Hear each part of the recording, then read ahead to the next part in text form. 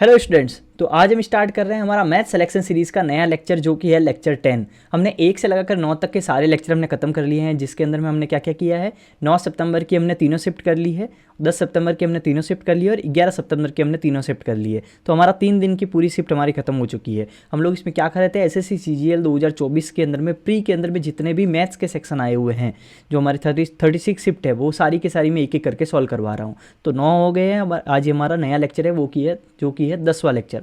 और एक चीज़ और, अगर जो भी स्टूडेंट ये लेक्चर से कंटिन्यू कर रहे हैं और यहाँ से जो नए स्टूडेंट जुड़ रहे हैं, वो पिछले लेक्चर भी देख लीजिए इस लेक्चर को देखने के बाद में, क्योंकि मैं शॉर्ट अप्रोच भी बता रहा हूँ, ट्रिक्स भी बता रहा हूँ और जो कॉन्सेप्ट होते हैं वो भी बता रहा हूँ। तो अगर आप 36 से पूरी देख लेंगे तो आई बेट कि आपको कोई भी मैथ्स के अंदर तो नहीं रोक सकता, क्योंकि आपका पूरा का पूरा सिलेबस रिवाइज हो जाएगा। अगर आपने एक बार सिलेबस पूरा खत्म कर रखा है तो ये सीरीज़ आपके लिए बहुत ज़्यादा हेल्पफुल रहेगी। सब कुछ रिवीजन हो जाएगा, एसएससी का नया पैटर्न भी आपको समझ में आ जाएगा। तो विदाउट वेस्टिंग द टाइम हम लोग स्टार्ट करते हैं, ठीक है। देखिए, मैथ सिलेक्शन सीरीज़ जो है इसके अंदर में हम लोग टारगेट लेके चल रहे हैं सीजीएल, जो हमारा है सीजीएल 2025 के एग्ज़ाम को, ठीक है। और 12 सितंबर की 2024 की जो शिफ्ट 1 है, आज हम लोग ये करने वाले हैं। 12 सितंबर 2024 की शिफ्ट 1 और इसमें हमारा है लेक्चर 10 ये, ठीक। तो हम लोग आगे बढ़ते हैं। हम लोग जो भी स्टूडेंट पहले से जुड़े हुए हैं उनको पता है कि हम लोग एक टारगेट स्कोर लेके चल रहे हैं। टारगेट स्कोर हमारा क्या है कि सीजीएल प्री के अंदर में हमें 50 में से 50 लेके आने हैं और मेंस के अंदर में हमें 90 आउट ऑफ 90 लेके आना है। और अगर आपको ये चीज़ पता है तो वो जो शुरू से जुड़े हुए हैं उनको तो पता ही होगा कि मेरे मेंस के अंदर में मैथ्स में 90 आउट ऑफ 90 रहे हैं, ठीक है। तो अगर आप मेरे साथ कंटिन्यू करना चाहते हैं तो आप ये मान के चलिए कि मैं मैथ्स के अंदर में आपको वो चीज़ें सारी सिखा दूंगा जो कि आपको एसएससी सीजीएल के लिए रिक्वायर्ड है, मेंस के लिए भी और प्री के लिए भी, ठीक है। तो आप इसकी जो 36 शिफ्ट जो मैं करवाने वाला हूँ, ये पूरे लेक्चर आप एक एक करके आप पूरा फॉलो कीजिए। और इंपॉर्टेंट चीज़, जो भी मैं ट्रिक्स वगैरह बताऊँ वो थोड़ी कॉपी वगैरह में लिख लीजिए। जो भी आपको नया लगे वो सब लिख लीजिए, जो हार्ड सवाल लगे वो भी लिख लीजिए, ठीक है। और जो नए स्टूडेंट हैं उनके लिए मैं 25 सवाल करवा रहा हूँ हर शिफ्ट के अंदर में, हर लेक्चर के अंदर में। जो 25 सवाल आए हुए हैं हर शिफ्ट में, उसमें से 1 से 20 वाले जो सवाल है, 1 से 20 नंबर के, मैं वो रख रहा हूँ ईजी वाले, जो इस शिफ्ट के जो सबसे ईजी वाले, या फिर वो मैं सोचता हूँ कि जो भी बंदे 1 साल से तैयारी कर रहे हैं उनको आता होगा, ठीक है। उसके लिए मैं रख रहा हूँ 1 से 20 में ईजी, और 21 से 25 में मैं रख रहा हूँ जो इस शिफ्ट में मुझे लगता है कि ये शिफ्ट के सबसे बेस्ट सवाल है 5, ठीक है। तो मैं वो रख रहा हूँ लास्ट में, जो हार्ड है, जो टाइम टेकिंग है, जिसमें सोचना पड़ता है, वो सब ये रख रहा हूँ। तो जो भी स्टूडेंट सोचता है कि उसको तो सब कुछ आता है, उसको तो बस हार्ड सवाल करना है, तो वो 21 से 25 कर ले या डायरेक्ट स्किप करके, और नहीं तो फिर आप शुरू से देखें। और एक इंपॉर्टेंट चीज़, अगर पूरा करोगे तो ज़्यादा बेटर होगा, क्योंकि इसके अंदर मैं हर सवाल में कुछ नया सिखाता रहता हूँ, कुछ ट्रिक बताता रहता हूँ, तो वो शायद आपके लिए काम का हो जाए, ठीक है। तो अब हम लोग स्टार्ट करते हैं लेक्चर को। देखिए, सबसे पहला सवाल, हिंदी मीडियम वाले हिंदी में पढ़ लो, इंग्लिश मीडियम वाले इंग्लिश में पढ़ लीजिए।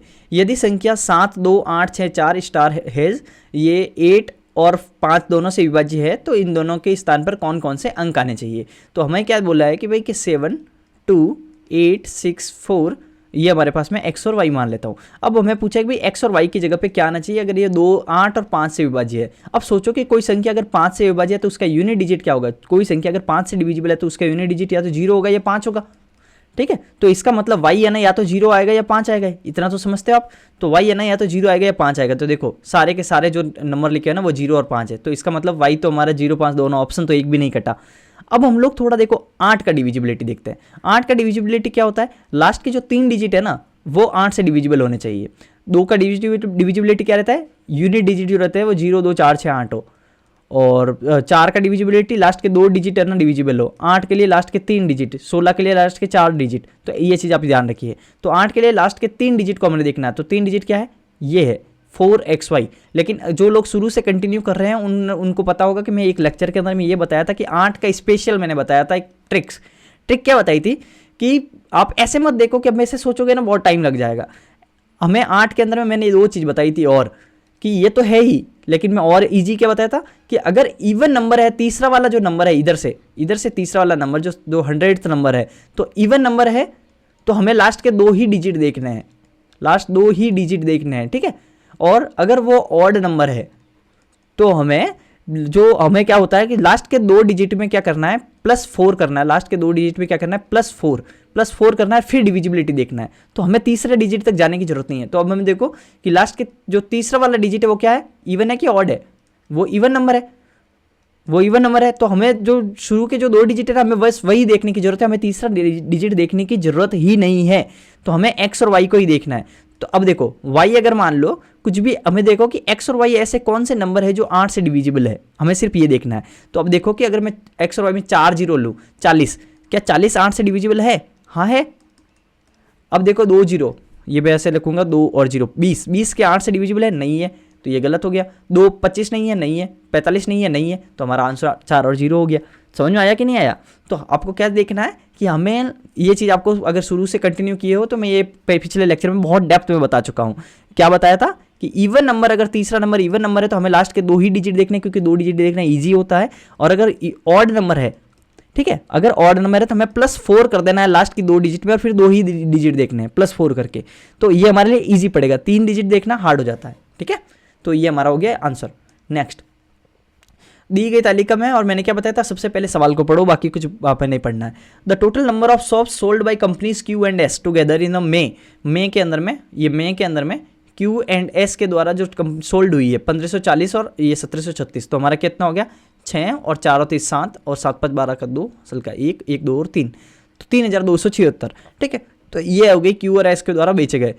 Is what percentage more than the number of shop sold by the company P in July, तो पी के द्वारा जुलाई के अंदर में क्या सोल्ड किया गया, 1820। इससे ये कितना परसेंट ज़्यादा है, तो ज़्यादा है तो पहले डिफरेंस देख लेते हैं, ये कितना परसेंट ज़्यादा है। तो डिफरेंस क्या होगा, 6, 7 में से 2 गया 5, ये हो गया 4, ये हो गया 2 में से गया 1, तो 1456। तो ये 1456 है ना, ये 1456 हमें देखना है कि ये कितना परसेंटेज ज़्यादा है, किससे, 1820 से। ये बोला है ना कि what percentage more than the number of shop sold by the P, तो पी के रेस्पेक्ट में निकालना चाहिए। ध्यान रखना बट्टा में क्या रखना है, वो चीज़ हमें ध्यान रखना है, पी वाला रखो कि ये पहले वाला रखो। तो हमें देखना है किसके रेस्पेक्ट में पूछा है, 1820 के रेस्पेक्ट में। तो ये कितना हो गया, ये हमारा लगभग हो गया, देखो 8 गुना, तो 8 दूनी 16 होता है ना, 8 यूनिट डिजिट देख सकते हो, 182 इंटू 8 करोगे तो यही आएगा, यही आएगा ना। ठीक है, तो 8 गुना, तो मतलब ये हो गया 80%। ठीक है, तो ये हमारा 80% हो गया। चलो नेक्स्ट, सरलीकृत कीजिए। सरलीकृत करने के लिए अंदर में हमारा क्या होगा, 15.5 3 माइनस ये पूरा का पूरा। अब ऐसे सवाल को एग्जाम के अंदर में कभी भी हमें वापस नहीं लिखना है, ये चीज़ ध्यान रखना। हमें क्या करना है, सीधा सीधा सॉल्व करते जाना है। 14.5 में से 13.5 गया तो 1, 5 में से 1 गया 4, 7 में से 4 गया 3, 3 में से 3 गया 0, तो उत्तर क्या हो गया 15.5, खत्म।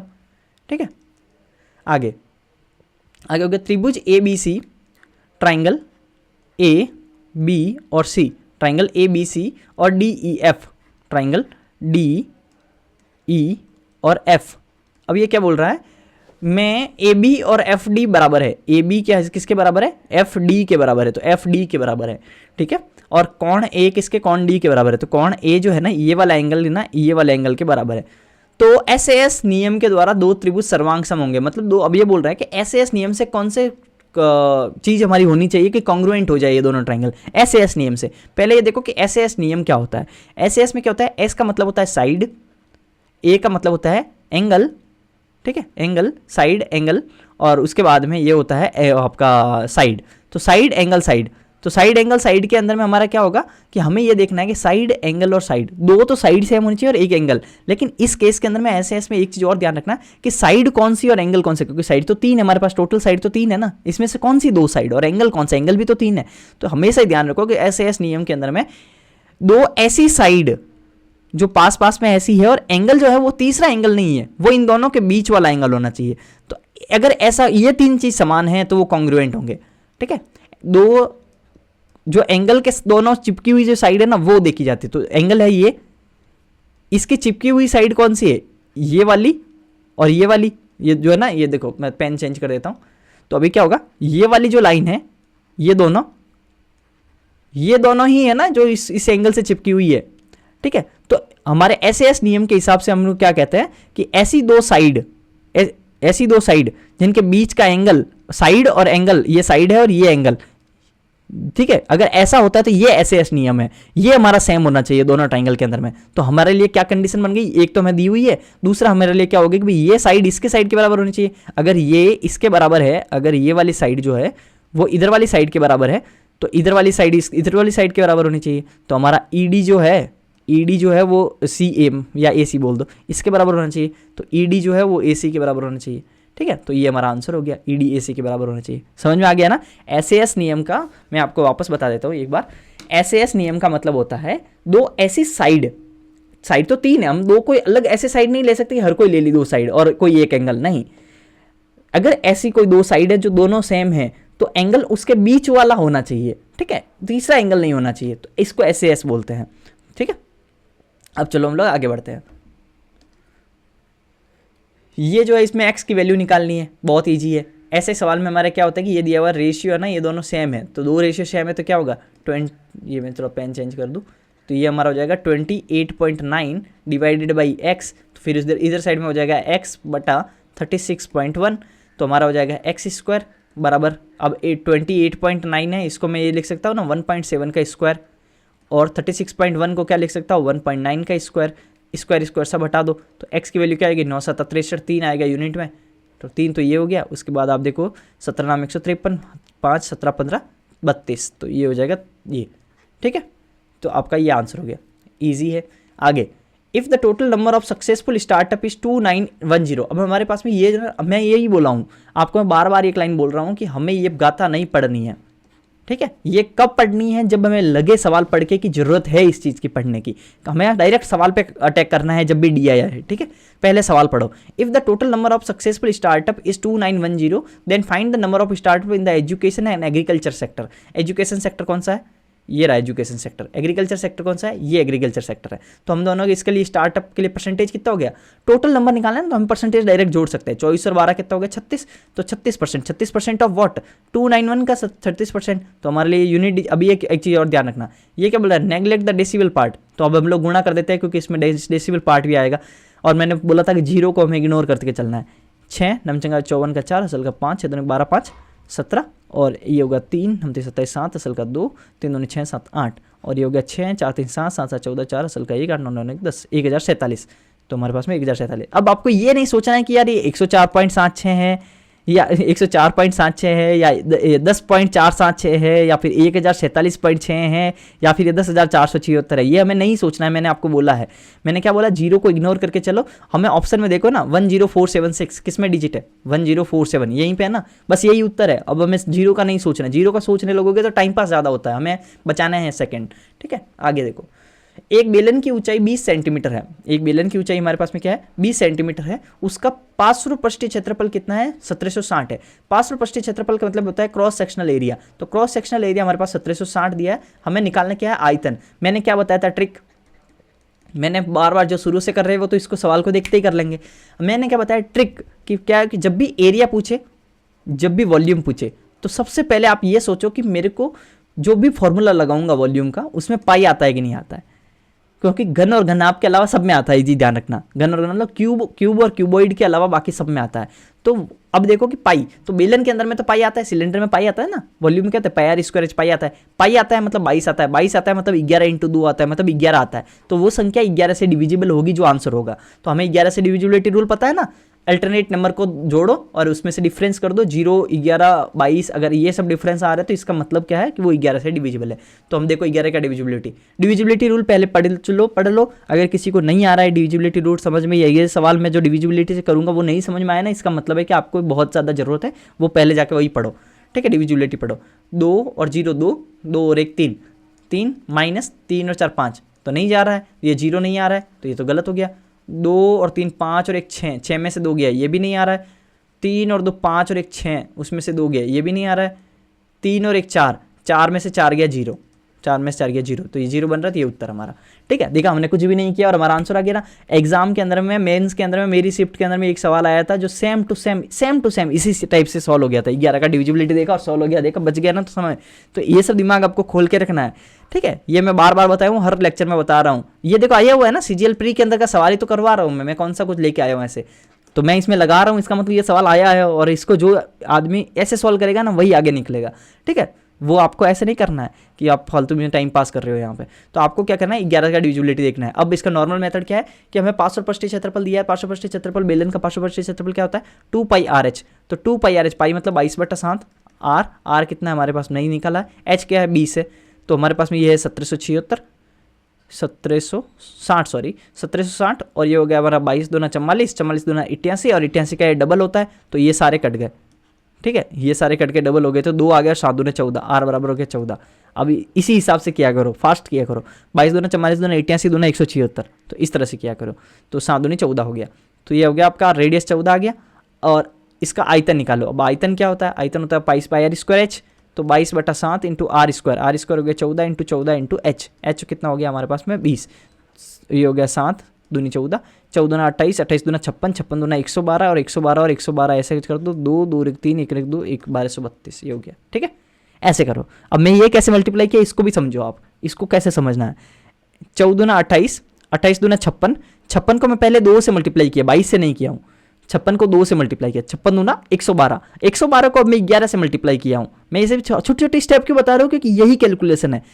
कैलकुलेशन की ट्रिक कुछ ट्रिक नहीं होती है, जैसे यहाँ पे क्या 22 इंटू 2 इंटू 14 इंटू 20 है। अब इसको गुणा करने का तरीका क्या है, 14 दूना 28, 28 दूना 56, 56 दूना 112, 112 को 11 से करना है तो हम कैसे लिखते हैं, ऐसे ही तो लिखते हैं ना, 112 को 112 एक डिजिट खिसका के लिख देते हैं, 2 2 3 2 2 1, बस हो गया। इस तरह से गुणा करना है, फास्ट करना है, ठीक है। मैं छोटी छोटी चीज़ें सिखाता रहता हूँ, तो अगर आपको लगता है कि ये नया है तो आप इसको हमेशा प्रैक्टिस करो। राज 1200 को अपने 3 मित्रों में ये इसके रेशियो में बांटता है, सबसे बड़े हिस्से का 3 गुना सबसे छोटे हिस्से के 2 गुने के योग के बराबर है, तो योग राशि वगैरह क्या है। देखो अब क्या हुआ, 1200 टोटल रुपए है और रेशियो क्या है 3 2 और ये, तो हमारे क्या है 2 रेशियो 1 रेशियो 3 है, तो टोटल रेशियो क्या है 3 4 5 और 1 6, तो 6 की वैल्यू हमारे पास में क्या दी हुई है 1200 दी हुई है, तो 1 की वैल्यू क्या हो गई 200, तो 2 की वैल्यू क्या हो गई 400, इसकी हो जाएगी 200 और इसकी हो जाएगी 600, ठीक है, 400 200 और 600। अब ये हो गया, ये हमारे एग्जैक्ट वैल्यू है। अब क्या हुआ, सबसे बड़े हिस्से का 3 गुना, सबसे बड़ा हिस्सा 6 है, 600 का 3 गुना हो गया 1800 रेशियो, और सबसे छोटे हिस्से के दुगुने के योग के राशि क्या है, सबसे छोटे का दुगुना, सबसे छोटे का दुगुना मतलब 400, 1800 और 400 हो गया आपका 2200 हो गया। चलो नेक्स्ट, एक दुकानदार एक वस्तु को 5000 में अंकित करता है, तो एक दुकानदार एक वस्तु को क्या करता है 5000 में अंकित करता है, दुकानदार ये 3 क्रमिक छूट देता है, वस्तु का विक्रय मूल्य क्या है। तो यहाँ पे 2 तरीका है, या तो आप क्या करो 20 15 और 10 का क्यूमुलेटिव निकालो, मतलब एक सक्सेसिव निकालो कि 20 15 और 10 का ना सक्सेसिव कितना आना डिस्काउंट हो जाएगा, लेकिन ये करोगे ना बहुत टाइम लगेगा और ये फालतू मेथड है, वैसे नहीं करना है। हमें ये ईजी पड़ रहा है ना डायरेक्ट करने से। 5000 कोई सामान है, उसमें मैं पहले 20% का डिस्काउंट दूंगा, 20% का डिस्काउंट मतलब 1/5 का डिस्काउंट, 5 पे 1 का डिस्काउंट मतलब 4/5 बचा, मतलब 80% बचा ना। उसके बाद 15% का डिस्काउंट, 15% का डिस्काउंट का मतलब क्या हुआ, 5% क्या होता है 5% होता है 1/20 होता है 5%, तो 15% होगा 3/20, तो 20 पे 3 का डिस्काउंट, इसका मतलब 17 तो 17/20। देखा, इस तरह से करना है छोटे छोटे तरीके से। 10% मतलब 9/10, ठीक है। अब आप 2 तरीका है, या तो 9 डिजिटल सम आएगा, ये भी देख सकते हो, गुणा करने की भी जरूरत नहीं है, वो भी कर सकते हो, लेकिन ईजी है, यहाँ पे इतना घुसने की जरूरत नहीं। 6 और 3 9, ये देखो डिजिटल सम, ये उत्तर है। 5 है 7, 7 है 7 14 नहीं है, 3 नहीं है, ये देखो डिजिटल सम किसी का 9 नहीं आ रहा है, हो गया। तो इस तरह से कैलकुलेशन करो, जैसे ही 9 दिखे ना डिजिटल सम पे जाओ, खत्म। हो सकता है या हार्ड होता, अगर मान लो ये होता 5676 ऐसा कुछ होता, तो यहाँ तो आपकी हालत खराब हो जाती है ना गुणा करने में। तो आपको ये सब दिमाग है ना ऐसे खोल के रखना है, ठीक है। आपको देखना है डिजिटल सम। अब यहाँ पे मैं थोड़ा कर भी देता हूँ गुणा, तो यहाँ से क्या हुआ 5 को ये हो गया कट गया, 2 का ये 2 कट गया, 9 दूने 18 और 18 और 17 को किया तो 8 7 56, यूनिट डिजिट 6 आएगा, तो ये देखो ये 6 है, ठीक है। 0 को मैं इग्नोर कर रहा हूँ तो आपका 6 आएगा, तो यही हो गया आंसर। चलो नेक्स्ट, 12 संख्याओं का एवरेज है 48, 5 का है 45 शुरू की, अगली 4 का है 52 और 10वीं 11वीं और 10वीं 10 से कम है, और ये सब कंडीशन दी हुई है। जब बहुत प्रैक्टिस करते हो ना, आपको सवाल पूरा पढ़ने की जरूरत भी नहीं होती, आपको पता होता है कि ये एसएससी ऐसा ही सवाल पूछती है, ठीक है, तो आपको पता होता है। तो आपको क्या होता है कि टोटल 12 संख्या है, ये बोल रहा है 12 में से जो स्टार्ट की 5 है उसके बारे में कुछ कहा है, उसके बाद में 4 का कहा है, 5 और 4 9 हो गया, अब बची 3 संख्या 10 11 और 12, ये बची ना 10 11 12, उसमें से अब देखो 10th नंबर, ये 11th नंबर और ये 12th नंबर, ये 3 के बारे में कुछ कुछ बातें की गई है। तो 5 और 9, अब पहले ये देखते हैं कि 12 संख्याओं का टोटल सम कितना होगा। अगर एवरेज 48 है तो 12 संख्याओं का क्या होगा 12 × 48, ये टोटल हो जाएगा। 5 का क्या होगा, 4 संख्याओं का होगा 52 और 5 का 45, तो 5 × 45, 5 × 45 मतलब 225, 45 दूना 90, 90 दूना 180, 180 और 45 लिया 225, ठीक है, 225, तो 225 तो इसका सम हो गया। और 4 को 52 से गुणा करेंगे तो 4 दूनी 8 और 5 चौक 20, 208 हो गया, 225 और 208 हो गया 200 400 433, तो 433 हो गया। और ये हो गया 12 8 96, 6 असल का 9, 5 48, 48 और 9 ये हो गया 9 8 17, 576, तो 576 हो गया। तो अब सोचो टोटल सम हमारा 12 संख्याओं का टोटल सम हमारे पास में 576 है।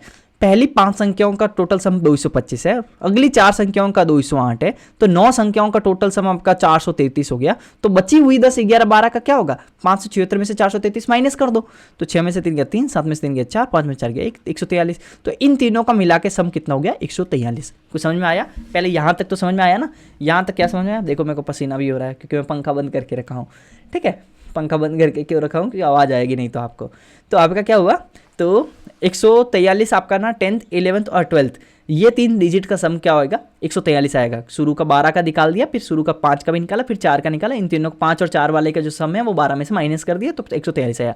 अब संख्या करो, अब आगे पढ़ो।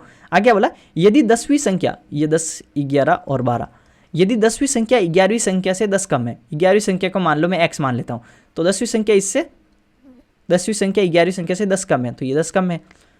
12वीं संख्या से 5 अधिक है, 10वीं संख्या 12वीं संख्या से 5 अधिक है, 10वीं संख्या 12वीं संख्या से 5 अधिक है, तो ठीक है। 12वीं संख्या से अगर ये 5 अधिक है तो इसका मतलब ये x माइनस 15 रहा होगा। x माइनस 15 में से 5 जोड़ूंगा तो x माइनस 10 आएगा। नहीं तो आपको अगर ये x माइनस 15 वाला हिसाब नहीं समझ में आया ना, तो एक करते हैं x को ना हम लोग चेंज कर देते हैं। हम क्या करते हैं, चेंज कर देते हैं। हम कैसे चेंज कर देते हैं, हम इसको x मान लेते हैं, तो यहाँ से आपको थोड़ा ज़्यादा अच्छे से समझ आएगा। क्या होगा, यदि 10वीं संख्या 11वीं संख्या से 10 कम है, 11वीं संख्या से अगर ये 10 कम है तो इसका मतलब ये x प्लस 10 है। 11वीं संख्या से 10 कम है, x प्लस 10 है। अब क्या बोला, 10वीं संख्या 12वीं संख्या से 5 अधिक है, 10वीं संख्या 12वीं संख्या से 5 अधिक है, तो इसका मतलब ये 5 कम है, x माइनस 5। ये ज़्यादा समझ में आएगा, x इसको मान लेते हैं 10 को, ठीक है। तो ये हो गया। अब मैं इन तीनों को जोड़ देता हूँ। इन तीनों को क्या हुआ, 3x प्लस 5, इसकी वैल्यू हमारे पास में है 143, तो ये हमारे पास में ये हो गया, तो ये हो गया आपका 138। 3x तो 3 से 4 2 4 3 12, 1 6 3 18 40, सही कर रहा हूँ ना मैं, 4 3 12 और 1 18। अच्छा हमारे पास में क्या निकालना है, अरे सॉरी सही निकाल रहे हैं। x बराबर हमारे पास में हो गया 4 3 12 12 और 1 6 3 18, लेकिन हमें x नहीं निकालना है, हमें क्या निकालना है, 11वीं और 12वीं संख्याओं का एवरेज निकालना है। अब देखो 11वीं और 12वीं संख्या क्या है, 11वीं और 12वीं संख्या हो गई ये दोनों, x की वैल्यू आ गई ना, अब हमारे पास ये हो गई, तो 11वीं और 12वीं को जोड़ेंगे तो क्या आएगा, 2x प्लस 5। अब इसका एवरेज निकालना है, तो x की वैल्यू 46 रख दो, 46 दूना 92, 92 और 5 क्या हो जाएगा 97, और इसका एवरेज निकालना है तो 97 में 2 का भाग दे देंगे, तो ये हो जाएगा आपका 46, आपका 48.5, ठीक है 48.5। समझ में आ गया ना सब कुछ। हमने क्या किया, रिमेनिंग 3 का सम निकाला, 143 आया, फिर रिमेनिंग 3 को ये कंडीशन दी है, इन तीनों का सम इसके बराबर होगा, फिर x की वैल्यू आ गई। अब x की वैल्यू से हमें पूछा क्या है, उसको निकाल दिया। चलो आगे, find the value of the following expression, इसका निकालना है। ये तो रटा हुआ भी होना चाहिए, sec theta plus tan theta याद होना चाहिए, ठीक है। अगर नहीं याद है तो आप क्या करो, रूट 1 प्लस एस बटा 1 माइनस एस ये है, इसमें हरों का परिमेयीकरण करते हैं। हरों का परिमेयीकरण क्या होता है, हम क्या होता है, नीचे वाला जो भी लिखा है ना उसका साइन चेंज करके ऊपर नीचे मल्टीप्लाई कर देते हैं, साइन चेंज करके ऊपर नीचे मल्टीप्लाई। तो साइन चेंज किया तो 1 प्लस एस से 1 प्लस 1 प्लस एस, ऊपर नीचे क्या किया, साइन चेंज करके मल्टीप्लाई कर दिया। 1 प्लस एस से मैंने ऊपर नीचे मल्टीप्लाई कर दिया, नीचे वाले का साइन चेंज करके। 1 प्लस एस और 1 प्लस एस का, तो 1 प्लस एस का स्क्वायर बन गया, 1 प्लस एस का स्क्वायर बन गया, और 1 माइनस एस और 1 प्लस एस क्या होगा, 1 माइनस एस स्क्वायर, ए माइनस बी, ए प्लस बी, ए स्क्वायर माइनस बी स्क्वायर बनेगा। अब यहाँ पे 1 माइनस एस स्क्वायर बनेगा, और 1 माइनस एस स्क्वायर क्या होता है, कॉस स्क्वायर होता है। S sine square theta plus cos square theta 1 होता है ना, तो 1 माइनस साइन स्क्वायर थीटा बराबर कॉस स्क्वायर थीटा, तो कॉस स्क्वायर थीटा हो जाएगा, कॉस स्क्वायर थीटा। तो कॉस स्क्वायर थीटा, और ये ऊपर में अपर अंडर रूट लगा हुआ है, तो अंडर रूट से ये स्क्वायर और ये स्क्वायर दोनों कट जाएगा, तो क्या बचेगा हमारे पास 1 प्लस साइन बटा कॉस। तो 1 अपॉन कॉस अब अलग अलग लिख देता हूँ, 1 plus cos, 1 upon cos plus sine upon cos. 1 upon cos क्या होता है, सेक होता है, और साइन अपॉन कॉस क्या होता है, टेन होता है, तो हो गया सेक और टेन, ठीक है, ईजी है। चलो नेक्स्ट, अब ये जो सवाल है ना इसका वैल्यू निकालना है। इसके दो मेथड है, कि एक तो इसको सॉल्व करो, आ जाएगा आंसर, एक थीटा की कोई वैल्यू रख दो, ऑब्वियस चीज़ है। अब एक चीज़ समझो, वैल्यू पुटिंग भी बताऊँ, मैं दोनों मेथड बता देता हूँ आपको। वैल्यू पुटिंग ज़्यादा इजी होता है, लेकिन हर केस मैंने ये ध्यान रखना है, इक्वेशन अगर लगता है कि पहली बार में जैसे ही सवाल देखकर हमें समझ में आ रहा है कि यार इक्वेशन ना सॉल्व कर सकता हूँ मैं, ईजी है, तो आप इक्वेशन सॉल्व करो, नहीं तो वैल्यू पुटिंग सोचो, ठीक है। अब मैं देखो ये इक्वेशन देखते ही लग रहा है कि ये कुछ 1 ये दिख रहा है। अब साइन इसमें से मैं अगर कॉमन लेता हूँ, साइन अगर कॉमन लेता हूँ तो ये बीच क्या बचेगा, 1 माइनस 2 साइन स्क्वायर, और नीचे अगर मैं देखूंगा तो कॉस कॉमन लेता हूँ तो नीचे क्या बचेगा, और साइन को और कॉस को ना एस, साइन और कॉस पूरा मत लिखा करो, एस और सी लिखा करो, ठीक है। टेन को टी लिखा करो, कॉट को पूरा लिखा करो, ठीक है। बाकी साइन कॉस और टेन ज़्यादा तरीके थे, एस सी और टी लिखा करो, ये टाइम बचाने के तरीके मैं बीच बीच में बता रहा हूँ।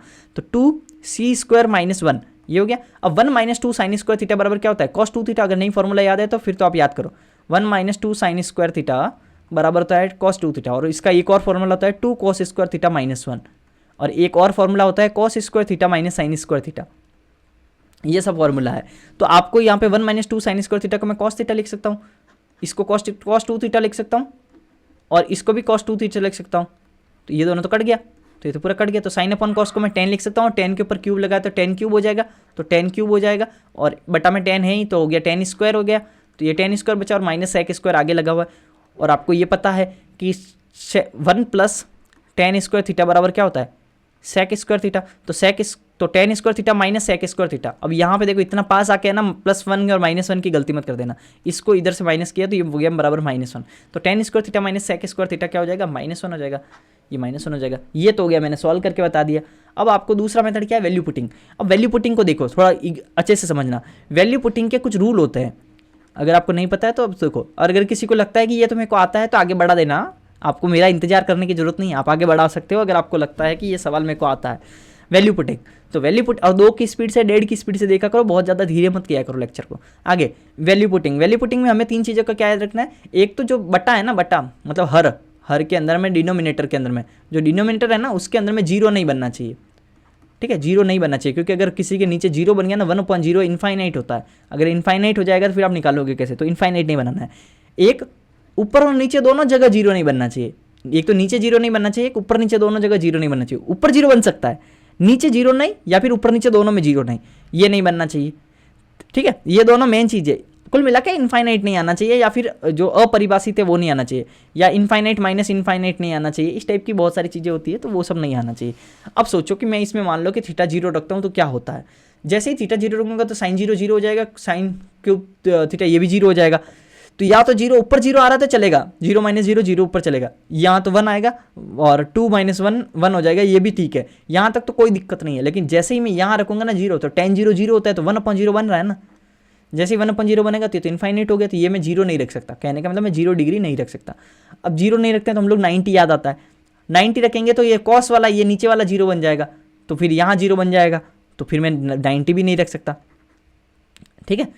तो कॉस में 90 भी नहीं रख सकता। अब मैं चलता हूँ 45, हमारे दिमाग में आता है। 45 में एक और दिक्कत है, क्या दिक्कत है, साइन 45 क्या होता है, 1/√2 -2 इंटू 1/√2 का क्यूब। 1/√2 का क्यूब क्या होता है, 2√2।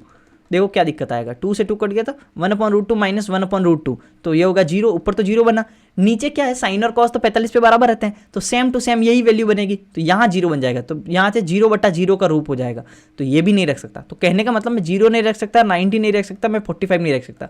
अब ऐसा नहीं कि आपको ये चेक करना पड़ेगा और सब कुछ चेक करना है, ऐसा नहीं है, एक्सपीरियंस से आ जाता है कि हमें डायरेक्ट क्या रखना, देखते ही नज़र से दिखता है ऐसे, ठीक है। हमें दिखता है कि यार मैं तो आपको समझाने के लिए बोल रहा हूँ कि ये तीनों नहीं, क्यों नहीं रखा जा सकता है।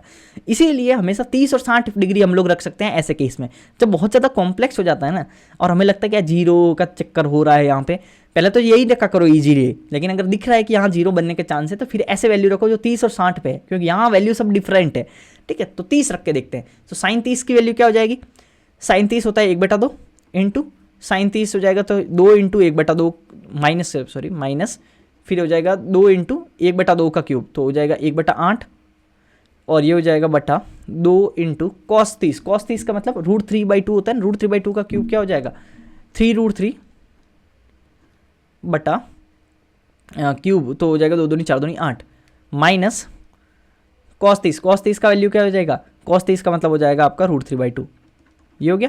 अब एक काम करते हैं, 2 से ही काट देते हो तो 3√3/4, और इसको मैं 2 से ऊपर नीचे मल्टीप्लाई कर देता हूँ, तो यहाँ बटा में 4 3√3/4 माइनस 2√3/4, तो √3/4 आएगा ना नीचे, तो नीचे क्या बना √3/4, ऊपर क्या बना 1/4, तो 1/2 में से 1/4 गया तो 1/4 बचा, तो 1/4 बटा √3/4, 4 कट गया तो 1/√3 बना, तो 1/√3, तो यहाँ तो बना 1/√3, लेकिन 1/√3 का वापस क्यूब है, क्यूब बोलना नहीं है, देखो हमने क्यूब नहीं, हमें पार्ट में सॉल्व कर रहे हैं, सब कुछ एक साथ मत लिखा करो।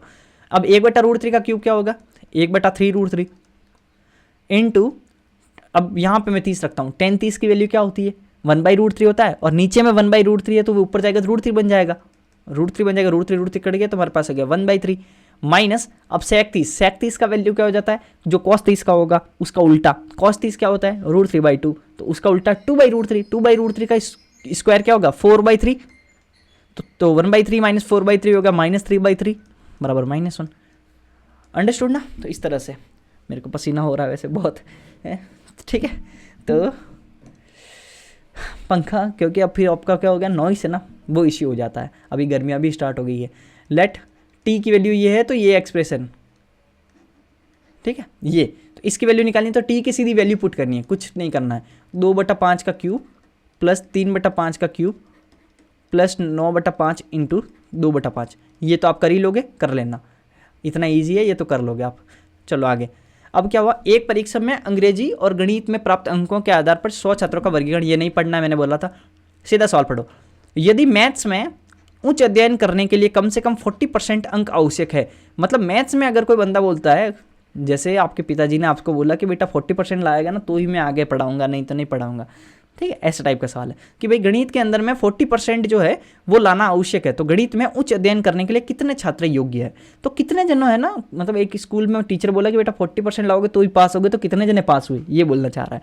तो अब हमें बोला है पहले 40% का मतलब यही नहीं कि हर ये सब, ये पेपर 100 जने दे रहे हैं, 100 छात्र है, 100 नंबर का नहीं है, यहाँ क्या लिखा है 50 अंक में से, तो 50 का 40% होता कितना है पहले तो ये देखो, तो 5 × 20 मतलब 20 नंबर होता है, तो 20 नंबर लाओगे तो ही वो आगे पास होगा। तो 20 नंबर, अब देखो 40 और उससे अधिक, 30 और उससे अधिक, 20 और उससे अधिक, तो 20 और उससे अधिक गणित के अंदर में कितने जने हैं 65। अब ये चीज ध्यान रखना है, 20 और उससे अधिक का मतलब ये मत कर देना कि 3 + 23 + 65, ये मत कर देना, ये गलत हो जाएगा। क्यों गलत हो जाएगा, ये ऑलरेडी है ना, ये 20 और उससे अधिक वाला ही दिया है 65, तो यहां जैसे 0 और उससे अधिक पूरे के पूरे 100 है, 10 और उससे अधिक 81 है, तो 10 से कम कितने हैं 81 नहीं है, 10 से कम है 100 - 81 मतलब 19 जन है, तो 10 से कम 19 जन है, तो ये कैसे दे रहा है, ये दे रहा है कि भाई कि 20 से ऊपर सब के सब 65 ही है, ये मत कर देना जल्दबाजी में, आप ये चीज ध्यान रखना, 20 और उससे अधिक दिया है, ये नहीं बोला है कि भाई 20 और 30 के बीच में, नहीं, सारे चीज़ें 65, तो 65 हो गया। अगर ऑप्शन में ये होता ना 65, 23 और 3, तो ये होता ना 3 3 6, 6 और 5 11 कैसल का 1, 6 7 8 और 1 9, 91, एक ऑप्शन 91 है मान लो, तो यहाँ दिक्कत हो सकता था, बहुत सारे स्टूडेंट गलत कर देते हैं, क्योंकि यदि ये नहीं देखते कि 20 और उससे अधिक की वैल्यू डायरेक्ट यहाँ रखा है, ठीक है, ये मत कर देना, ये बोल रहा हूँ।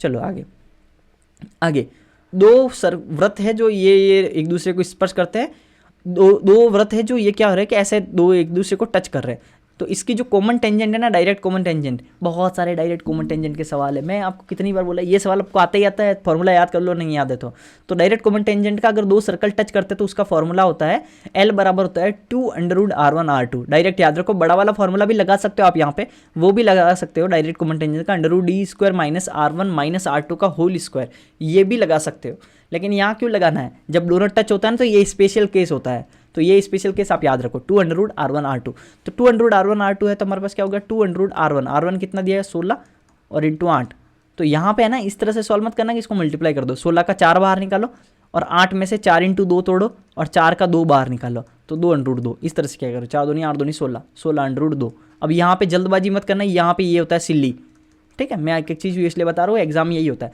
16√3 क्लिक मत कर देना जल्दी जल्दी में, जैसे ये नज़र पड़ा और ये हो गया, ये क्यों बता रहा हूँ क्योंकि मेंस में मैंने एक गलती कर दी थी। रीजनिंग का एक सवाल था, ठीक है, रीजनिंग का एक सवाल था, उसमें क्या होता रिलेशन था ना, जैसे ऐसे आता ना P + Q माइनस R गुणा S, तो P का S से क्या रिश्ता है, इस टाइप का कुछ आता है ना, तो मैंने क्या गलती कर दी थी, मेरा आंसर आया था नाना का बेटा, ठीक है, नाना का बेटा,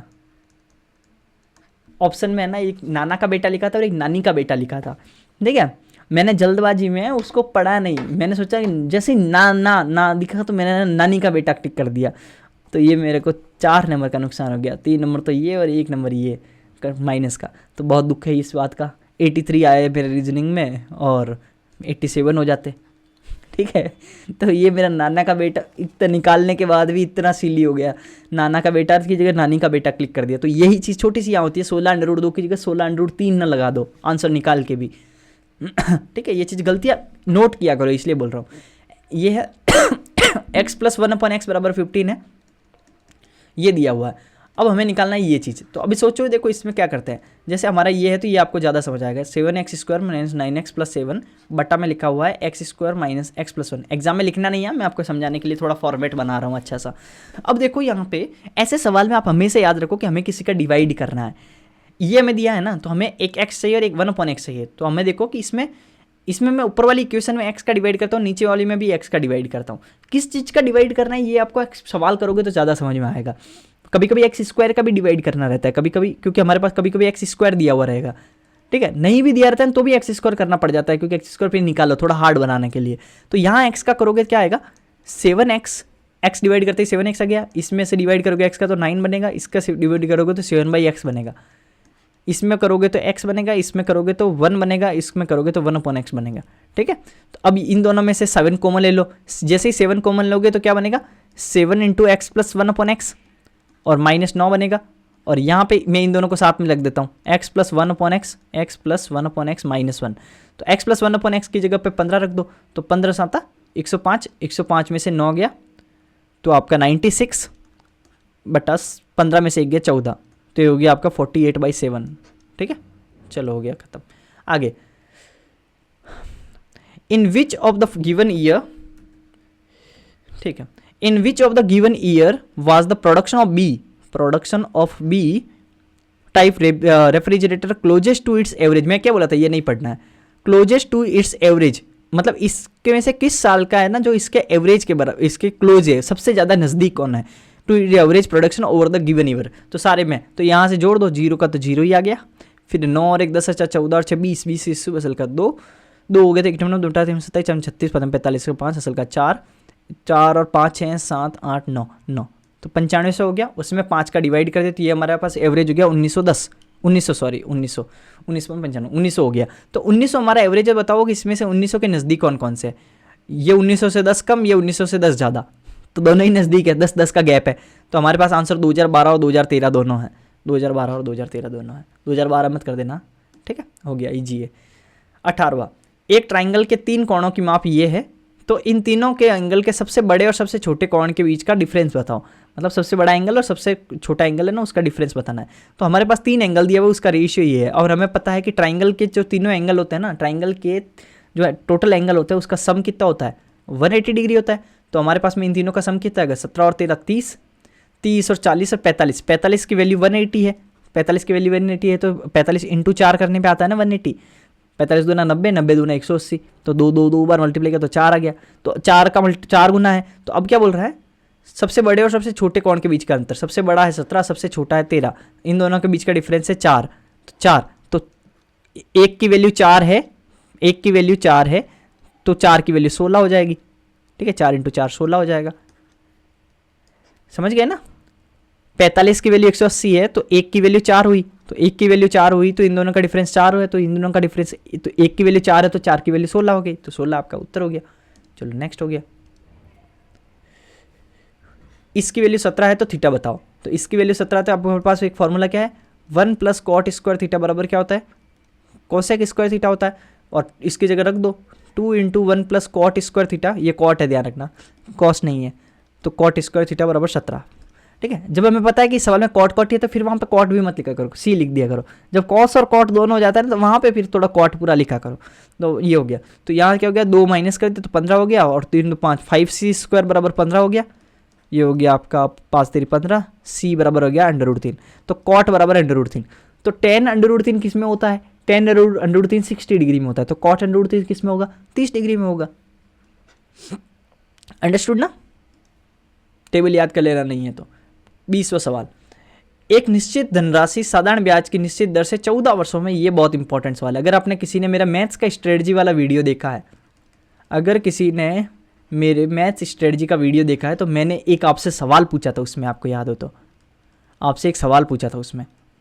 मैंने बोला था कि मैं इसका ना कब ये सवाल का आंसर कैसे करना है वो तो मैं बाद में बताऊंगा, ठीक है। लेकिन आप मुझे बताओ कि आप किस तरीके से करोगे। मैंने क्या पूछा था कि कोई राशि 300% हो जाती है, 3 गुनी, सॉरी 300% नहीं, कोई राशि 3 गुनी हो जाती है 5 साल में, तो बताओ कि वो 7 गुनी कितने साल में होगी। तो इस टाइप का सवाल, तो इस टाइप का सवाल यही है, ठीक है। ये आ गया आज मौका बताने का।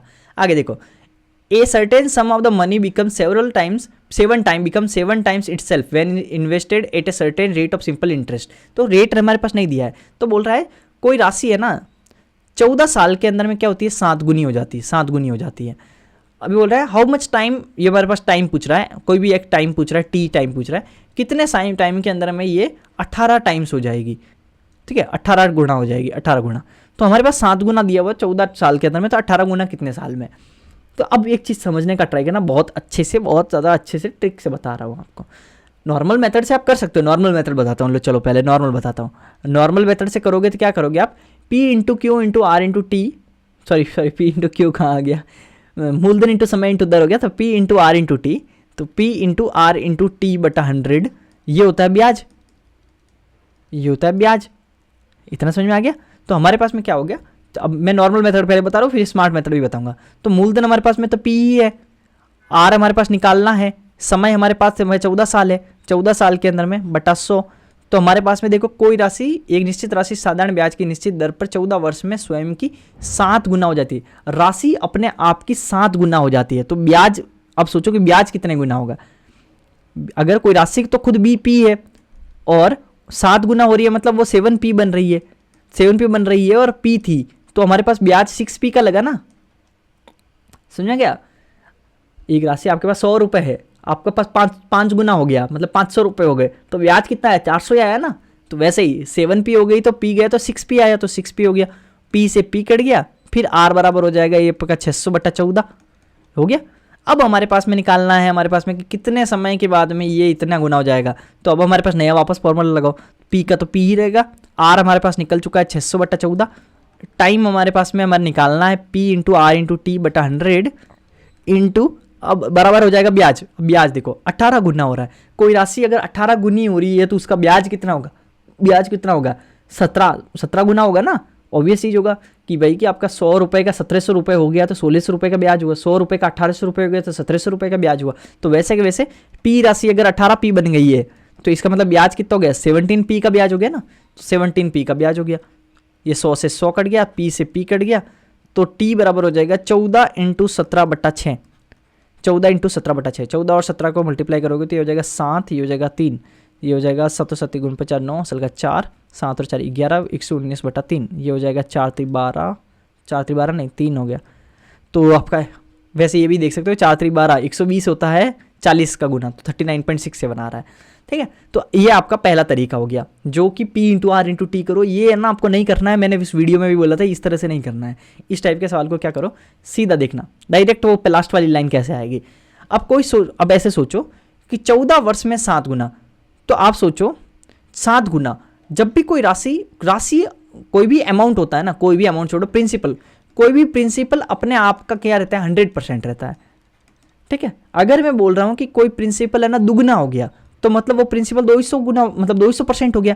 तो जब भी कोई प्रिंसिपल दुगना होता है तो उसका ब्याज तो 1 गुना ही होता है ना, 100% होता है। 200% हुआ है जिसमें से 100% घटाया तो 100% आया।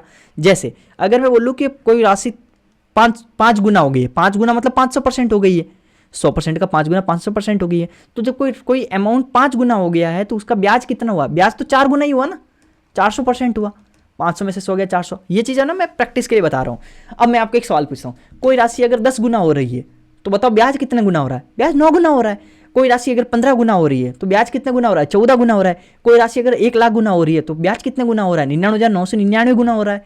समझ में आ रहा है, 100 कम हो जाएगा ना, वो उसकी मूलधन की वैल्यू कम हो जाएगी, प्रिंसिपल अमाउंट की वैल्यू कम हो जाएगी। समझ में आ गया होगा मेरे हिसाब से।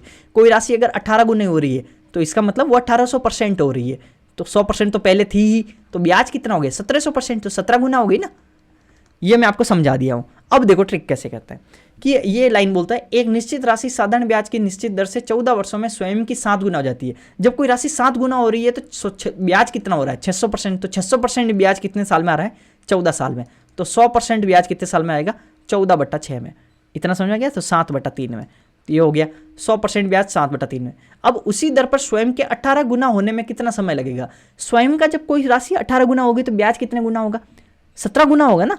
तो 17 गुना, तो 100 का 17 गुना, तो 100 का अगर 17 गुना मतलब 1700%, तो 1700% मतलब 7/3 भी 17 से मल्टीप्लाई हो जाएगा।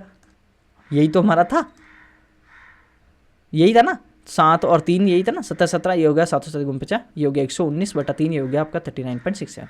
देखो हमने कुछ PRT कुछ नहीं किया। मैं ये ना वर्बली कर सकता हूँ, कैलकुलेशन है ना वो एक, उसके अलावा बाकी तो आपको सब वर्बली लिखना भी नहीं है। क्या बोल रहा है जैसे अब मैं आपको एक समझाता हूँ। जैसे कोई राशि बोल रहा है कि 14 वर्ष, क्या बोल रहा था 14 वर्षों में 7 गुना हो जाती है, तो मैं डायरेक्ट ऐसे सोचूंगा 7 गुना हो रही है मतलब 600% का ब्याज हो रहा है। मिश्र धन जो है ना अमाउंट, मिश्र धन जो प्रिंसिपल और ब्याज जुड़ के 7 गुना हो रहा है, तो सिर्फ ब्याज कितना हो रहा है 600%। तो कहने का मतलब 600% की वैल्यू 14 साल के अंदर में बढ़ रही है, तो 100% मतलब हो जाएगा 14/6, तो 7/3 आ गया। अब बोल रहा है कि 18 गुना कितने में होगी, जो वैल्यू है 18 गुना, 18 गुना होने का मतलब ब्याज तो 17 गुना हुआ, तो 17 गुना 17 से मल्टीप्लाई कर दो, हो गया आंसर। समझ गए ना, एकदम हलवा सवाल है ये, इस तरह से करना है। आगे तो अब ये नेक्स्ट सवाल देखिए 21वें सवाल। 21वें सवाल में हमने क्या किया कि हमने देख रहा है कि भाई हम लोग एक चीज़ ध्यान रखिए कि हम 21वें सवाल में आ चुके हैं। यहाँ से हम लोग क्या करने वाले हैं, थोड़े से हार्ड सवाल वाले जो चीज़ थे ना वो सब कर रहे हैं हम लोग क्या कर रहे हैं, जो हमारे थोड़े हार्ड आए 21 से 25 के अंदर में, जो भी शिफ्ट के अंदर में जो थोड़े टेढ़े सवाल थे या भी टाइम टेकिंग थे, वो हम लोग यहाँ से करने वाले हैं।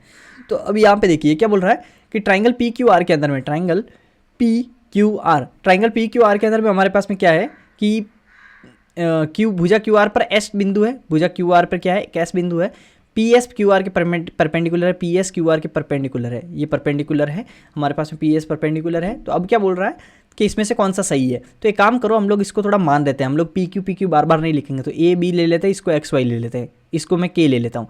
अब हमें पता है कि हाइपोटेनस का स्क्वायर बराबर क्या होता है, बेस स्क्वायर प्लस परपेंडिकुलर का स्क्वायर। तो हाइपोटेनस क्या है यहाँ पे, इस ट्राइंगल के अंदर में A है हाइपोटेनस, तो A स्क्वायर बराबर क्या हो जाएगा K² + X², और इधर साइड में क्या हो जाएगा B² बराबर क्या हो जाएगा K² + Y²। इन दोनों में माइनस कर दो, इक्वेशन तो हो जाएगा A² - B² बराबर हो जाएगा X² - Y²। और हमें एक और चीज़ ध्यान रखनी है कि मेरे में माइनस माइनस है, यहाँ पे तो सब प्लस प्लस है, सारे में इक्वेशन में प्लस प्लस है, तो हम लोग क्या करते हैं प्लस वाला बना देते हैं। A² + Y² बराबर हो जाएगा B² + X²। तो अब A मतलब क्या हो गया PQ का स्क्वायर, तो PQ का स्क्वायर + Y², Y मतलब क्या हो जाएगा SR, तो PQ का स्क्वायर + SR का स्क्वायर बराबर हो जाएगा B² मतलब हो जाएगा PR का स्क्वायर + X² मतलब QS का स्क्वायर। तो PQ का स्क्वायर + SR का स्क्वायर, PQ का स्क्वायर + SR का स्क्वायर नहीं है, PQ का स्क्वायर + SR का स्क्वायर बराबर PR का स्क्वायर + QS का स्क्वायर हो गया। बाकी तो किसी में कुछ नहीं लिखा हुआ, PR का स्क्वायर लिखा है। चलो तो ये हमारे पास आंसर हो गया, ठीक है। चलो हम आगे बढ़ते हैं। तो हमारे पास में क्या हुआ, PQ और R की I का रेशियो क्या है 10, 12 और 9 है। तो इनकम क्या है, इनकम है ना PQR की इनकम का रेशियो है 10, 12 और 9। अब क्या हुआ, उनके व्यय का रेशियो, व्यय मतलब एक्सपेंस का रेशियो क्या है 12:15:8 ये है। यदि Q अपनी आय का ये बनाता है तो B बचत का रेशियो क्या है, मतलब सेविंग का रेशियो। तो सेविंग क्या होगी, इनकम माइनस एक्सपेंसेस होगी ना सेविंग। लेकिन अभी ऐसे मत कर देना कि 10 में से 12 घटा दो, ये रेशियो है, ये एक्चुअल वैल्यू नहीं है। तो रेशियो में से हमें करने के लिए क्या करना पड़ेगा, हमें एक कंडीशन दी है, यदि Q अपनी आय का 25% बचाता है। पहले सोचो कि Q अपनी आय का 25% बचाता है, तो एक काम करते हैं, पहले आपको थोड़ा ना सोचने के लिए मैं एक और थोड़ा ट्रिक बता देता हूँ कि 25% बचाता है, मतलब 25% बचाने का मतलब मैं Q की वैल्यू लिखता हूँ एक बार यहाँ पे, ये P है, ये Q है, ये R है, मैं Q का एक अलग से लिखता हूँ। Q 25% बचा रहा है, तो मतलब Q अगर 4 है तो 25% बचा रहा है, मतलब 1 बचा रहा है, तो मतलब 3 खर्च कर रहा है, यही है ना। मतलब हमारे पास Q और Q का जो इनकम और एक्सपेंसेस का रेशियो वो 4:3 है। तो अब मैं काम करता हूँ 12 और 15 में मुझे ना ये 4:3 बनाना है, एक्चुअल में ये है वैल्यू। तो मुझे इस वाली इक्वेशन को और इस वाली इक्वेशन को किसी न किसी संख्या से मल्टीप्लाई करना होगा कि मैं Q में इनकम में से एक्सपेंसेस घटाऊंगा ना, तो ये 4:3 में आना चाहिए। तो इसके लिए तो बहुत ज़्यादा चीज़ हो जाएगी, इसके लिए तो आपको सोचना ही पड़ेगा कि मैं क्या मल्टीप्लाई करूँ। तो इसके लिए आप ना थोड़ा ऐसे करो, 12 और 15 को मान लो कि X और Y से मल्टीप्लाई किया, 4:3 आया, तो 4 × 3 = 12 और ये हो जाएगा 3 × 5 = 15, तो x बटा वाई बराबर आ गया 5/3। तो इसका मतलब पहली वाली इक्वेशन को 5 से मल्टीप्लाई करो, दूसरी वाली इक्वेशन को 3 से मल्टीप्लाई करो। तो पहली वाली इक्वेशन को 5 से मल्टीप्लाई किया तो आ जाएगा 50, 12 × 60, 9 × 27, सो 5 से करना है ना, 9 × 45, और 3 से मल्टीप्लाई इसको किया तो 12 × 36, 15 × 45 और 8 × 24, तो ये हो जाएगा आपका 14, ये हो जाएगा आंसर, ठीक है। 14, 15 और 21, ठीक है। तो ये हमारा आंसर हो गया, समझ में आ गया ना। तो ये हमें कैसे पता चलेगा कि इसका ये हमें 4:3 के अंदर में है, तो इसको 4:3 बनाने के लिए मैं ऐसे निकाल सकता हूँ x बटा वाई। ज़्यादा सोचना नहीं पड़ेगा ना, इसमें सोचोगे तो फिर और टाइम पास होगा। आगे 23वां, एम और एन एक वर्ताकार ट्रैक पर चलते हैं। एम और एन क्या करते हैं, वर्ताकार ट्रैक पर चलते हैं, वे पूर्वाह्न 5 बजे एक ही बिंदु से विपरीत दिशाओं में, ध्यान रखना विपरीत दिशाओं में चलना शुरू करते हैं। एम और एन क्रमशः 5 राउंड प्रति घंटा। अब सोचो 5 राउंड प्रति घंटा, 5 राउंड प्रति घंटा, ये भी एक तरह का स्पीड ही है, ये रोटेशनल स्पीड है, ठीक है। 5 राउंड प्रति घंटा, तो राउंड प्रति घंटा का मतलब मीटर प्रति सेकंड वेलोसिटी होती है ना, उसी टाइप का ये है। मीटर प्रति सेकंड बोलो या फिर ये दूसरी भाषा में बोल रहा है भाई 5 चक्कर लगा रहा है 1 घंटे में, तो ये भी एक तरह का स्पीड हुआ ना, रोटेशन का स्पीड, ठीक है, रोटेशनल स्पीड होगी। आगे 5 राउंड प्रति घंटा हो गया, और दूसरा क्या है 2 राउंड प्रति घंटा, एक 5 राउंड प्रति घंटा और एक की 2 राउंड प्रति घंटा। आप इसको मान लो कि ये v1 वेलोसिटी है, ये v2 वेलोसिटी है। वेलोसिटी लिखने का दूसरा तरीका है, मीटर प्रति सेकंड यूनिट नहीं है, ध्यान रखना, राउंड प्रति घंटा है। आगे उसी दिन 6:30 बजे से वे पहले वे कितनी बार एक दूसरे को पार करेंगे। अब सोचो, सोचना एक चीज़ को, कितनी बार एक दूसरे को पार करेंगे का मतलब ये होता है कि वो ट्रैक को क्या करते हैं, ट्रैक को पार करते हैं। ट्रैक को पार करने का मतलब होता है कि आप ये मान लो कि एक वेलोसिटी, अगर मैं वेलोसिटी को डायरेक्ट इन दोनों को जोड़ देता हूँ तो वेलोसिटी क्या होगी, अगर विपरीत डायरेक्शन है ना, ऑपोजिट डायरेक्शन, अगर मैं ऑपोजिट डायरेक्शन में बात करूंगा तो वेलोसिटी क्या होती है, जुड़ती है, तो 5 + 2 हो जाएगा, 5 + 2 मतलब 7 हो जाएगा, तो 7 राउंड पर आर, तो 7 राउंड पर आर, 1 घंटे के अंदर में 7 राउंड करता है। तो 1 घंटे में अगर 7 राउंड कर रहे हैं दोनों मिला के, ये ऑपोजिट डायरेक्शन में, एक 2 बार पार कर रहा है, एक बार 5 बार कर रहा है, तो 1 घंटे में 7 बार मिलेंगे। कहने का मतलब ये 1 घंटे में कितनी बार मिलेंगे, 1 घंटे में ये 7 बार मिलेंगे। अगर राउंड प्रति घंटा है ना, तो 1 घंटे के अंदर में ये राउंड 7 कर रहे हैं, 7 राउंड मतलब 7 बार ये मिल रहे हैं, तो 7 बार 1 घंटे में मिल रहे हैं। तो अब सोचो कि ये 1.5 घंटा है ना, अरे 5 बजे से लगाकर 6:30 बजे तक, 5 बजे से लगाकर 6:30 बजे तक 1.5 घंटा हुआ, तो 1.5 घंटा मतलब 1.5 आवर मान लो। तो 1.5 आवर में कितनी बार मिलेंगे, तो 7 × 1.5 कर दो, 1 घंटे में 7 बार, तो आपका 1.5 घंटे में 15 × 7 = 105, 10.5 बार, 10.5 का मतलब 10 बार मिलेंगे। 0.5 बार मिलना क्या होता है, 0.5 बार तो कुछ मिला नहीं ना, तो ये तो हमारे पास में वो वैल्यू तो जो होगी ना, वो इसकी इंटीजर वैल्यू आएगी, जो यहाँ पे 10 लिखा हुआ है, तो 10 हमारे पास में 10 बार मिलेंगे, तो 10 हमारे पास में हो गया। 11 मत कर देना, क्योंकि हमें 10.5 बार मिलने का मतलब है 10 बार मिले हैं, 5वां मतलब आधी समय बाद में और मिलने वाले हैं, ठीक है। तो ये हो गया हमारे पास में 10 बार मिले हैं, ठीक है। अगर ये सवाल तो आपको लगता है तो ये कॉपी में लिख दो, नोट डाउन कर दो, इस टाइप का सवाल आ जाए तो क्या मेथड लगाना है, कैसे करना है, वो सब आपको समझ में आ जाएगा। 24वां, 2 पाइप्स ए और B can fill a tank in the 10 minute and 20 minute. तो ए और बी ये 10 मिनट में भर सकता है, 20 मिनट भर सकता है, ये अच्छा सवाल है। अच्छा सवाल मतलब आप पता नहीं किस तरह से करते हो, बाकी सवाल में ऐसा तरीका है तो मैं बता रहा हूँ। 10 और 20 है। The pipe C can empty the tank in the 30 minute. C है ना जो खाली करने वाला पाइप है, ये 30 मिनट में कर सकता है खाली। अब आगे ये क्या बोलते हैं, ऑल द 3 पाइप्स, और ये सब गाता लिख रहा है, तो पहले क्या करो आप इसको ले लो एलसीएम, 60 दाई चुका 60, 20 × 60, 30 × 2 = 60, ये हो गया। अब सोचो ये क्या बोल रहा है, all the 3 pipes are open at a time in the beginning. तो शुरू में क्या करते हैं, तीनों खोलते हैं, तो तीनों खोला तो क्या हुआ, 6 और 3 9, 9 में से ये 2 तो माइनस होगा, ये खाली करने वाला है ना, 9 में से 2 गया तो 7। तो कहने का मतलब 1 घंटे में 7 भर रहे हैं, 1 मिनट में 7 भर रहे हैं, ये 30 मिनट और ये है ना, मैं कैपेसिटी है मिनट में सारी यूनिट है, तो 1 मिनट में 7 भर रहे हैं। अब बोला बिगनिंग में स्टार्ट कर दिया, however pipe C is closed 2 minute before the tank is filled. अब यहाँ देखो कि आप स्मार्ट जाओगे तो क्या फ़ायदा होगा, और फालतू तरीके से करोगे तो क्या गड़बड़ होगा। अब ये बोल रहा है जब टैंक भर रहा था ना, उससे 2 मिनट पहले ना सी को बंद कर दिया। अब हमें ये नहीं पता कि भर कितने समय में रहा था, तो यहाँ फिर ऐसे मत करने लग जाना कि फिर मैं टी मानूंगा कि कितने समय में भरा, उसके बाद मैं उसमें से 2 माइनस करूंगा तो t-2 कर दूंगा, फिर मैं t-2 के लिए क्या करूंगा, फिर ऐसे आप कैसे करोगे मैं ये बताता हूँ। आप क्या करोगे कि t समय के अंदर में, मतलब आप t-2 समय तक के लिए क्या चल रहा है, आप ऐसे करोगे कि t, आप ये क्या बोल रहा है at what time the tank will be full, तो t-2 टोटल टाइम मान लो टी में फुल हो रहा है, तो t-2 आप क्या करोगे वो बता रहा हूँ, हाँ स्मार्ट मेथड बाद में बताऊंगा। तो t-2 टाइम के लिए तो 6 और 3 9 में से दोगे 7, तो 7 बार मतलब तीनों चल रहे हैं ना t-2 समय के लिए, तो 6 और 3 9, 9 में से दोगे 7, 7 तो कैपेसिटी t-2 समय के लिए भरेगी, और फिर जब सी बंद हो जाएगा तो 6 और 3 9 बनेगा ना, और 9 चलेगा 2 मिनट के लिए, फिर उसके बाद तो 2 मिनट के लिए बचा ना, 2 मिनट भरने से 2 मिनट पहले, तो 2 के लिए ये चल रहा है, t-2 के लिए ये चल रहा है, तो हमारे पास टोटल कितना भर रहा है, 60 भर रहा है। तो ये आप करने वाले हो 7t - 7 दूनी 14 + 9 दूनी 18 बराबर 60। 18 में से ये 14 गया तो ये 4, 56 में से 4 गया, 60 में से 4 गया तो ये हो गया 56, 56/7 हो गया तो 8, 8 और 7 56, ये हो गया टी। तो ये हो गया आपका मेथड, तो आपका हो गया 8 आया, ये भी ईजी ही हुआ। लेकिन प्रॉब्लम यहाँ है कि ये जो सोचना है ना, ये इक्वेशन बनाना थोड़ा टेढ़ा हो जाता है। तो आप इसको थोड़ा स्मार्ट सोचा करो। एक सवाल और आता है यहाँ, ये तो पाइप और इस टैंक के अंदर में आता है, उसमें आदमी औरत में भी आता है कि 3 जने और 6 जने और ये ए बी सी तीनों काम कर रहे हैं, ए और बी है, सी ने है ना क्या किया कि 2 दिन काम खत्म होने के 2 दिन पहले काम छोड़ दिया। इस टाइप का सेम सवाल बन सकता है कि सी ने काम खत्म होने से 2 दिन पहले से काम छोड़ दिया। तो यहाँ पे प्रॉब्लम क्या है, कैसे करना है वो थोड़ा समझो।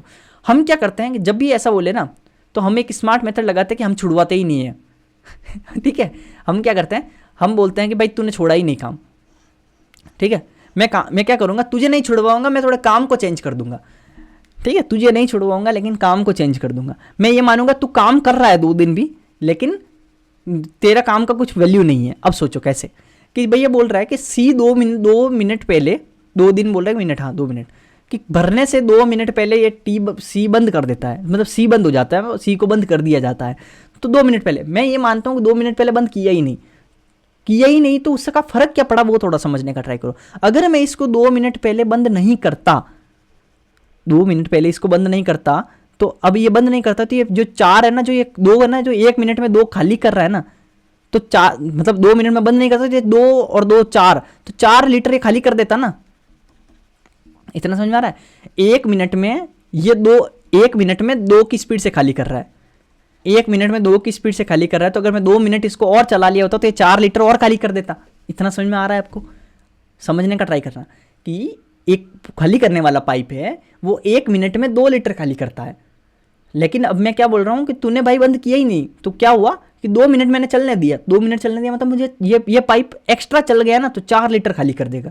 तो 4 लीटर में क्या करता हूँ, इस काम में से कम ही कर देता हूँ, डायरेक्ट कम कर देता हूँ। 60 में से 4 कम किया तो 56 हो गया। अब 56 में मैं क्या करता हूँ, तीनों चला लेता हूँ, अब मैं पूरा चला लेता हूँ। 6 और 3 9 में से 2 गया 7, तो 56/7 सीधा क्या हो गया 8। देखो मैंने एक इक्वेशन नहीं बनाई और 1 सेकेंड, एक सिंगल लाइन के अंदर में आंसर आ गया 8।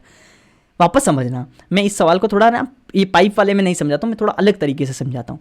मैं आदमी औरत वाले जो काम है ना उसमें समझाता हूँ, उसमें आपको ये ज़्यादा समझ में आएगा। ये अगर मान लो कि ऐसा सवाल है कि ए बी सी है, एक ए है ना 10 दिन में काम करता है, बी 20 दिन में काम करता है, सी 30 दिन में काम करता है। समझना, ए 30, ये तो ये हो गया 6, ये हो गया 3, ये हो गया 2। अब इसको और इसको में दोनों में फ़र्क क्या आएगा समझना। अब मेरा सवाल यहाँ पे ये है कि काम खत्म होने के 2 मिनट पहले, काम खत्म होने के 2 मिनट पहले, 2 दिन मान लो, ये दिन यूनिट मान लो, काम खत्म होने के 2 दिन पहले क्या किया, सी ने काम करना छोड़ दिया, सी ने काम करना छोड़ दिया 2 दिन पहले। तो बताओ काम कितने समय में पूरा हुआ? मैं काम करता हूँ, सी ने छोड़ा ही नहीं। अगर सी नहीं छोड़ा तो मेरे काम में कुछ चेंजेस आ जाएंगे। सी अगर मान लो 1 दिन और बैठा रहता तो वो 2 काम कर लेता, लेकिन सी तो 2 दिन और काम कर लिया, छोड़ा ही नहीं ना उसने। 2 दिन और काम, मैं बोला था काम खत्म होने के 2 दिन पहले छोड़ दिया, लेकिन अब तो ये छोड़ा ही नहीं, तो ये 1 दिन में 2 काम करता है, तो 2 दिन में 4 काम एक्स्ट्रा कर लेता, तो 4 काम एक्स्ट्रा कर लेता, तो 60 में 4 जोड़ दो। हम इस बार 64 से 64 काम करवा देते हैं ना, उसके 2 की वैल्यू नहीं मानते हैं, तो 64 काम। अब 64 काम में 6 और 3 9 और 10 11 का भाग देंगे तो फिर ये उत्तर आएगा। लेकिन यहाँ पाइप सिस्टम का सवाल है, या नेगेटिव वगैरह के भी मामले होते हैं, तो इसीलिए क्या हुआ, अगर ये सी है ना, अगर ये सी 2 मिनट और चलता तो 1 मिनट के अंदर में तो 2 लीटर खाली करता है, तो 2 मीटर और चल जाता तो 4 लीटर और खाली कर देता, तो 4 लीटर खाली करता, तो 60 में से 4 लीटर खाली करा दो, तो 56 खाली करा दो। अब 56 के लिए मैं तीनों चला लेता हूँ, तो ये 6 और 3 9 और 9 में से 2 गया आपका 7, तो ये हो गया, तो ये हो गया 8। आई होप कि आपको समझ में आ गया होगा। अगर नहीं समझ में अब भी नहीं आया ना, तो आप टेलीग्राम ग्रुप के अंदर में ज्वाइन हो, वहाँ पे मेरे को बोल देना कि नहीं समझ में आया, ये नहीं आया। मैं 2 से 3 बार और अलग अलग तरीके से सब बता दिया है, ठीक है। प्रैक्टिस करोगे तो और परफेक्ट होंगे इसके अंदर में। चलो नेक्स्ट 25वां सवाल। हाँ, 120 का भुगतान 10, 5 और 2 के सिक्कों, 120 का रुपए का भुगतान 10, 5 और 2 के सिक्कों से किया जाता है। 120 रुपए का भुगतान, तो 120 रुपए का 10, 5 और 2 किया जाता है। कुल 25 सिक्के हैं, तो भुगतान में उपयोग किए गए 10 के सिक्कों की संख्या निम्नलिखित में से कौन सी होगी? अब सोचो कि 10, 5 और 2 के सिक्के हैं, मैं एक्स, वाई और जेड मान लेता हूँ, मान लिया। तो अब सोचो कि टोटल सिक्के कितने हैं, 25 है, तो टोटल सिक्के 25 है, तो तीनों की इक्वेशन को जोड़ दिया तो 25 आया। लेकिन अब बोल रहा है कि उसकी वैल्यू कितनी है, उसकी वैल्यू 120 है। 120 वैल्यू मतलब 10 रुपए के एक सिक्के है, तो उसकी वैल्यू कितनी होगी 10x। 10 रुपए के 5 सिक्के तो 50 हो जाएगा ना। आपके पास कितने रुपए होंगे 50 रुपए, तो 10x plus 5y plus 2z, तो ये टोटल रुपए होंगे। टोटल रुपए कितने होंगे 120, तो यहाँ पे हो गया 10x plus 5y plus 2z बराबर 120 हो जाएंगे। अब सोचो कि 10 के सिक्कों की संख्या निम्नलिखित में से कौन सी है। 10 के सिक्कों की मतलब x निकालना है, हमें x निकालना है, तो हम क्या करते हैं z को एलिमिनेट कर देते हैं, तो इसका काम करते हैं 2 से पूरा मल्टीप्लाई कर देते हैं, तो ये 50 हो जाएगा, ठीक है। तो इसमें से माइनस करते हैं, तो टू जेड कट जाएगा, 10x में से 2x गया तो 8x बचा, 5y में से 2y गया तो 3y बचा, और 120 में से 50 गया तो ये बचा 70 बचा। अब समझो हमारे पास इक्वेशन है सिर्फ ये इक्वेशन और इक्वेशन, 2 इक्वेशन, और वेरिएबल है 3। सुनना, इक्वेशन है 2, वेरिएबल है 3, तो हम कभी नहीं निकाल पाएंगे। तो ऐसे तो हम निकाल नहीं पाएंगे, लेकिन अब हम सहारा लेने, ऐसे तो हम लोग है ना x और y की कोई भी वैल्यू हो सकती है, बहुत सारी वैल्यू हो सकती है जो यहाँ पे पॉसिबल है, लेकिन अब हमें निकालना है सिर्फ ऑप्शन से।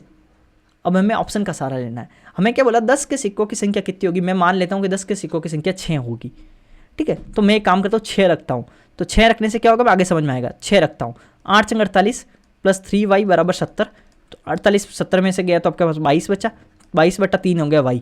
तो y की वैल्यू तो इंटीजर आ ही नहीं रही है, इंटीजर नहीं है ना, कट नहीं रहा है ना 22/3। तो सिक्के कभी भी कट नहीं सकते, पॉइंट में सिक्के थोड़ी हो सकते हैं। तो ये क्या हो रहा है, 7 पॉइंट को समथिंग आ रहा है ना, तो y की वैल्यू मतलब ये 5 के सिक्के ना 7 पॉइंट को समथिंग, तो ये तो पॉसिबल ही नहीं है। सिक्के पॉइंट में हो ही नहीं सकते, जब सिक्के पॉइंट में हो ही नहीं सकते तो इसका मतलब ये 6 पॉसिबल ही नहीं है। हमें ये देखना है कि दोनों है ना सब इंटीजर वैल्यू आनी चाहिए। अब मैं एक बार 4 रखता हूँ इसमें, तो 8 × 32 प्लस 3y बराबर 70। y की वैल्यू इंटीजर आनी चाहिए। 70 में से 32 गया तो हो गया 30 30 60 38, 38 में 3 का भाग देंगे तो ये भी नहीं जाएगा, तो ये भी इंटीजर नहीं आ रहा है। 10 करते हैं, तो 10 और 8 ये हो जाएगा 80, 80 प्लस 3y बराबर 70। तो ये तो अब इस बार तो माइनस में आने लग गया, तो ये भी नहीं है। 8 करते हैं, तो 8 × 8 64, 64 प्लस 3y बराबर 70, 70 में से 64 गया 6, 6/3 बराबर 2। तो ये इंटीजर आया, तो ये हमारा आंसर हो गया। अंडरस्टूड ना। यहाँ पे हमें वैल्यू पुटिंग करनी है, क्योंकि 2 इक्वेशन और वेरिएबल 3, तो 2 इक्वेशन और वेरिएबल 3, तो इससे एग्जैक्ट वैल्यू तो हम सॉल्व कर ही नहीं सकेंगे।